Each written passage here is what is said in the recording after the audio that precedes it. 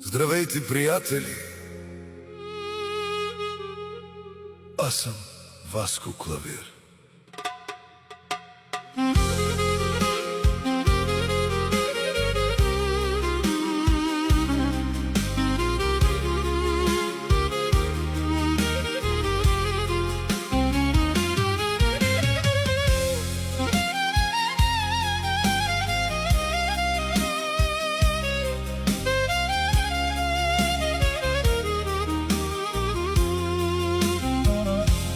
Искам да направя един поздрав за всички,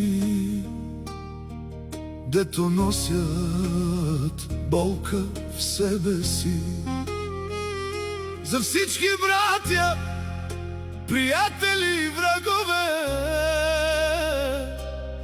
за всички, които се усмихват, а вътре ги боли. И най-вече за мен самия. Сърцето бие, но тежи като камък в гърди. Усмивка навън, а отвътре сълзи.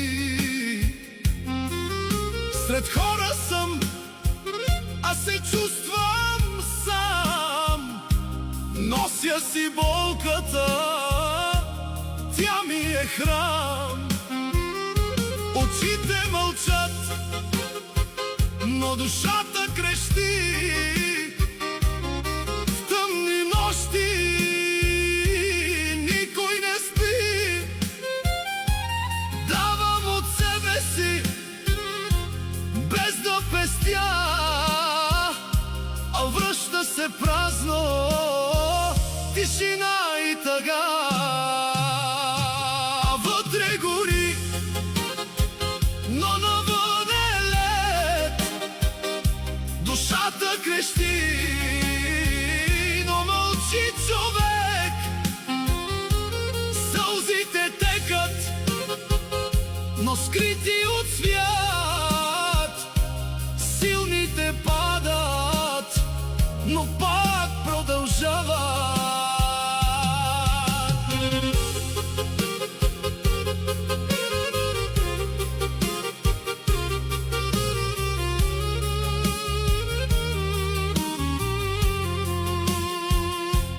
Нощите дълги, мисли като нож, режат отвътре, не дават покой. Питам се тихо, има ли смисъл, или съм просто изгубен и скрит съм. Вярата държи ме да не се предам, дори когато се губя сам. Не искам много, малко топлина, да усетя пак, че има любов в света. И ако падна, ще стана пак. В кръвта ми гори, не познавам страх. Съдбата ме бие, но аз устоявам, защото силните никога не предават. А вътре гори, но навън е лед. Душата крещи, но мълчи човек.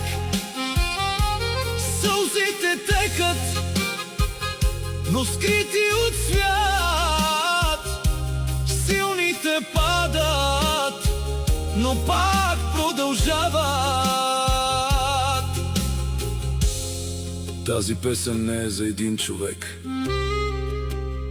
а за всички, които се усмихват, а вътре ги боли.